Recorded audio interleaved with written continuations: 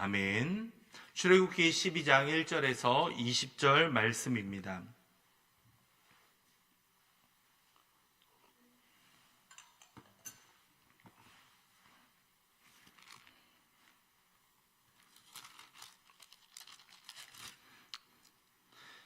출애굽기 12장 1절에서 20절 말씀 교독하겠습니다.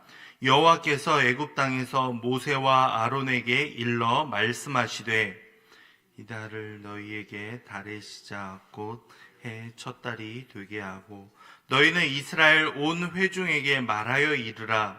이달 열흘에 너희 각자의 어린 양을 잡을지니 각 가족대로 그 식구를 위하여 어린 양을 취하되 양에 대하여 정면 그 집의 이웃과 함께 사람 수를 따라 하나를 잡고 사람을 먹을 수 있는 분량을 따라서 너희 어린 양을 계산할 것이며 너희 어린 양은 흠 없고 1년 된 수컷으로 하되 양이나 염소 중에서 취하고 이달 열날까지 간직하였다가 해질 때에 이스라엘 회중이 그 양을 잡고 그 피를 양을 먹을 집 좌우 문설주와 임방에 바르고 그 고기를 불에 구워 무교병과 쓴 나무와 아울러 먹되 날것으로나 물에 삶아서 먹지 말고 머리와 다리와 내장을 다 불에 구워 먹고 아침까지 남겨두지 말며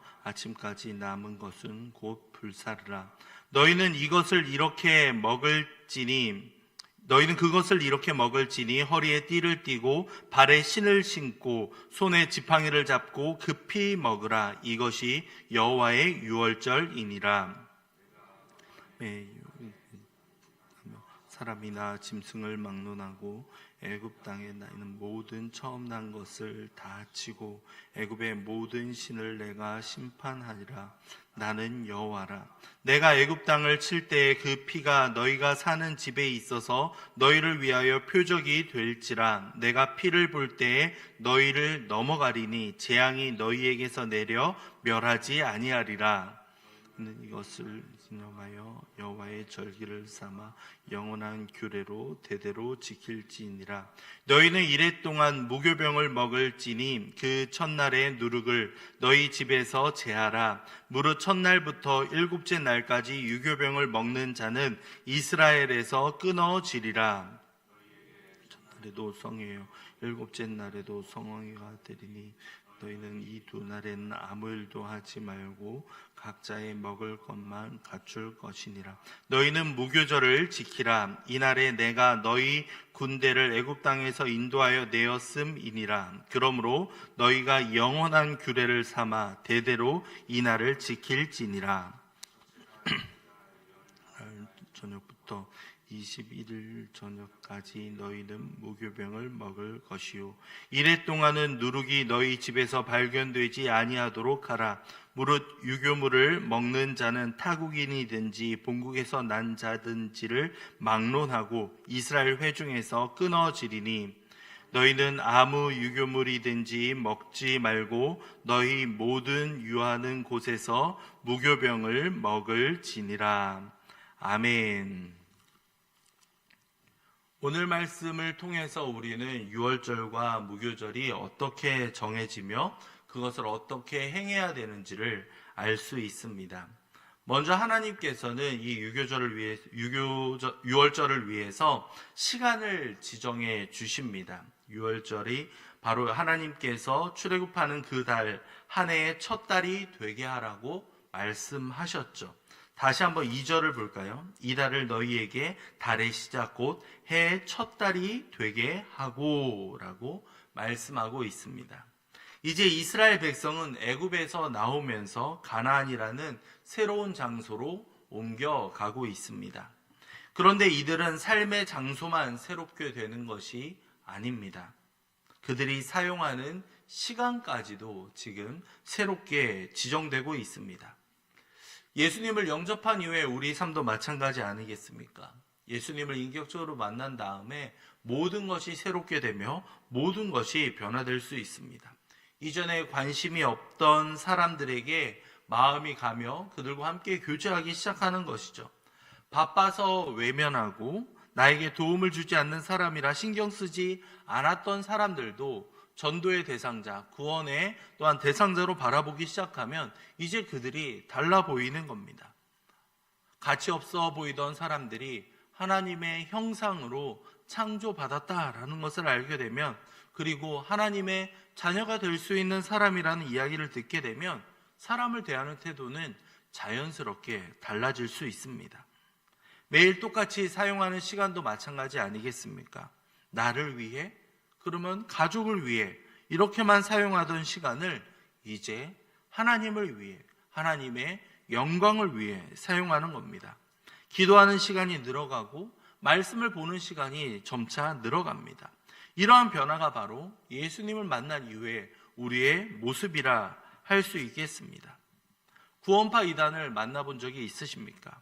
그들은 구원받은 날짜가 언제인지에 집착을 합니다.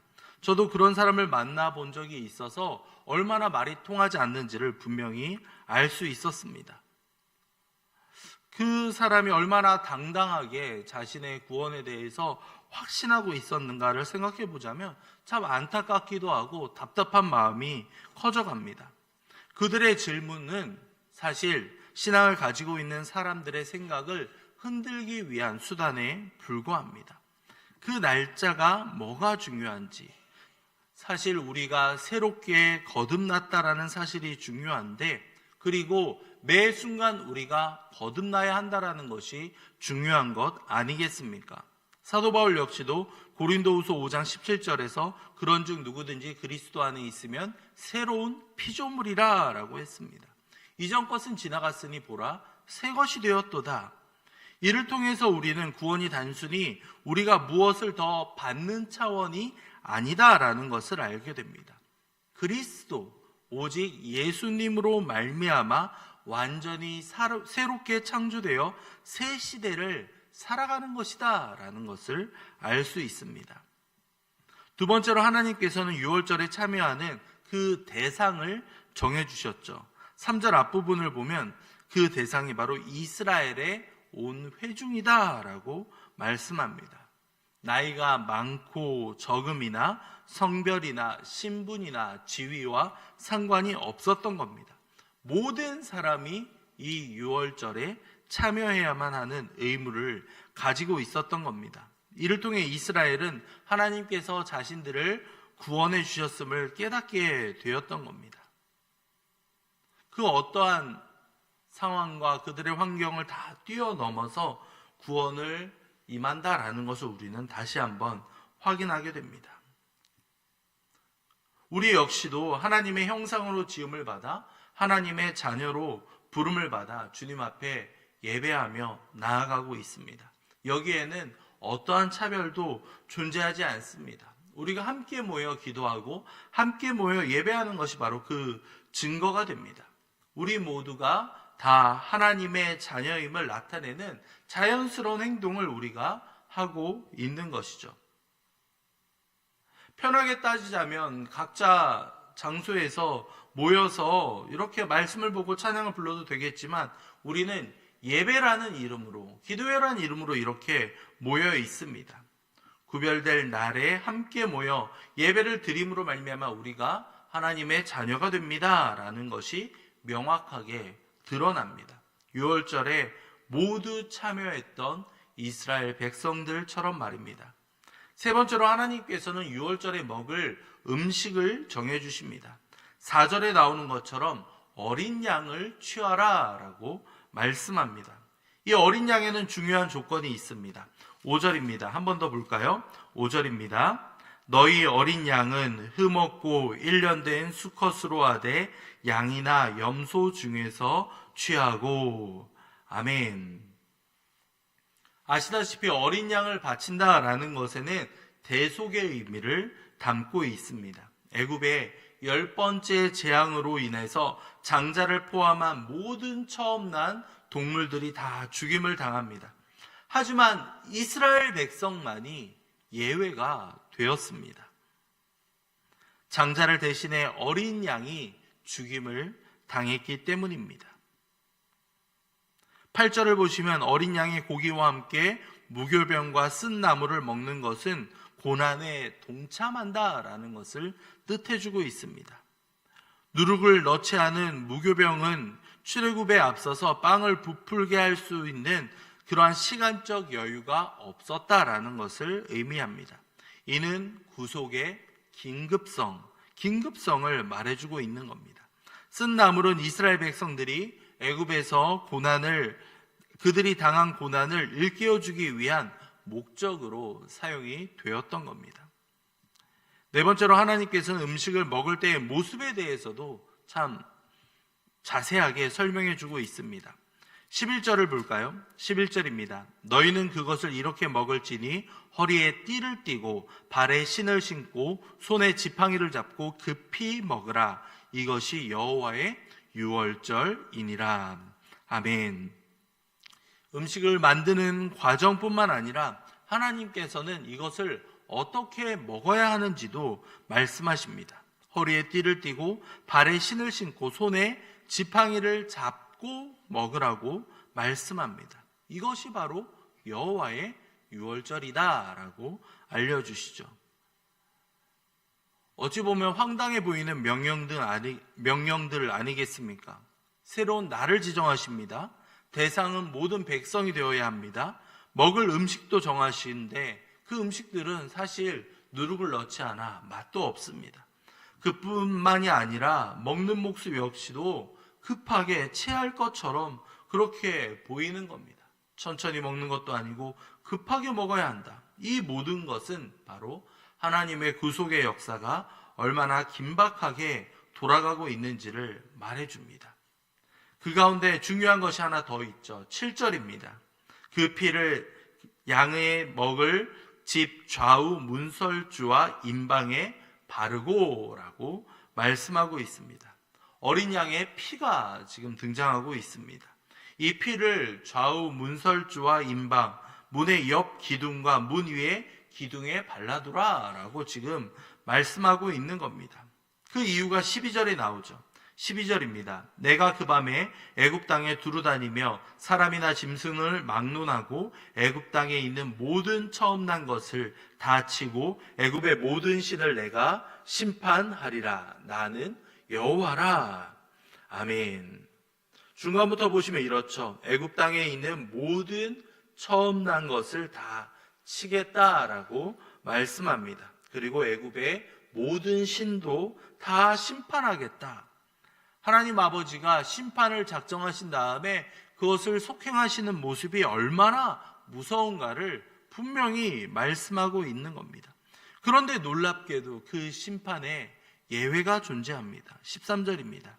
내가 애굽 땅을 칠 때 그 피가 너희가 사는 집에 있어서 너희를 위하여 표적이 될지라. 내가 피를 볼 때 너희를 넘어가리니 재앙이 너희에게서 내려 멸하지 아니하리라. 내가 피를 볼 때 너희를 뭐라고 합니까? 넘어가겠다라고 말씀하고 있습니다. 재앙이 너희에게 내려 멸망하지 않도록 하겠다라고 놀라운 약속을 하고 있는 겁니다. 6월절을 영어로 하면 패스오버라고 부릅니다. 뛰어넘다, 넘어가다라는 뜻을 가지고 있는 겁니다. 그리고 함께 보호해 주신다라는 의미도 같이 가지고 있습니다. 애굽을 멸하겠다라고 말씀하신 하나님, 그런데 그 가운데에서 자기 백성 이스라엘은 보호하시겠다, 그들을 넘어가고 그들을 보호하시겠다라는 극명한 대조를 이루고 있는 겁니다. 우리도 지금 이 말씀의 연장선으로 어쩌면 살아가고 있는 겁니다. 우리는 마땅히 죽었어야 하는 존재입니다. 심지어 죽어있던 존재들이었죠. 하지만 어린 양 예수님께서 우리를 대신해 죽으심으로 말미암아 우리의 그 심판이 넘어가진 겁니다. 이제 우리는 더 이상 유대인들처럼 유월절을 지킬 필요는 없습니다. 하지만 우리가 그 심판이 넘어가는 그 감격을 놓치고 살아가고 있다면 그것은 큰 문제가 될 수 있다는 겁니다. 이 은혜로 말미암아 우리에게 구원이 임하였는데, 심판이 넘어갔는데 우리는 과연 구원의 기쁨을 느끼고 깨달으며 살아가고 있습니까? 아니면 그냥 당연히 우리에게 주어진 권리인 것처럼 착각하며 그것에 감격이 희미해져 가고 있지는 않습니까? 오늘 유월절과 무교절이 지정되고 실행되는 과정을 통하여서 오늘 우리에게도 임하고 있는 은혜를 함께 살펴보았습니다. 마땅히 심판받아 죽었어야 하는 우리가 예수 그리스도의 보혈의 피로 말미암아 우리에게 새로운 삶이 시작되었습니다. 이전 것은 다 지나가고 새로움이 우리에게 주어져 있다라는 겁니다. 그 감격을 우리는 얼마나 누리며 살아가고 있는지요. 이 시간 함께 기도하며 나아갈까요? 함께 기도할 때 주님, 구원의 감격을 매 순간 깨달으며 기쁨으로 누릴 수 있도록 아버지 인도해 주시옵소서. 심판 받았어야 하는 우리가 심판을 넘어 구원의 길로 나아갑니다. 아버지여 주님, 우리에게 베풀어 주신 그 은혜를 매 순간 감격하며 살아갈 수 있도록 아버지 인도하시옵소서. 함께 기도하도록 하겠습니다. 이어서 교회를 위해 함께 기도할 때 이웃초청 사랑잔치를 위해서 함께 기도해 주시기 바랍니다. 다음 달 20일에 있을 이 이웃초청 사랑잔치를 통하여서 귀한 영혼들을 함께 작정하며 이 영혼들에게도 구원의 기쁨을 흘려보낼 수 있도록 아버지 인도하시옵소서. 함께 기도하도록 하겠습니다. 이어서 인천노예 그림 글짓기 대회를 위해서도 함께 기도할까요? 토요일에 있을 이 그림 글짓기 대회를 통하여서 우리의 유아유치부, 초등부 어린이들이 주님을 바라보며 함께 자신의 재능들을 발휘하고 올 수 있도록 주님께서 인도해 주시옵소서. 화창한 날씨를 허락해 주시며 함께 또한 하나님의 놀라운 그 은혜를 경험하고 돌아올 수 있는 우리 다음 세대가 될 수 있도록 아버지 인도하시옵소서. 함께 기도하도록 하겠습니다. 이어서 우리 환우들을 위해서도 함께 기도할까요? 육신의 연약함과 아픔들로 인해 힘겨워하는 이들이 있습니다. 아버지여 속히 은혜를 베풀어 주시며 하나님의 회복의 은혜가 임할 수 있도록 이끌어 주시옵소서. 함께 환우들을 위해서 기도해 주시고 마지막으로 담임 목사님을 위해 기도할 때 우리 목사님 날마다 강건하게 붙잡아 주시며 성령 충만함을 더하여 주시옵소서. 함께 기도하신 이후에 각자의 기도 제목으로 기도하도록 하겠습니다. 기도하겠습니다. 사랑과 자비가 넘치신 하나님,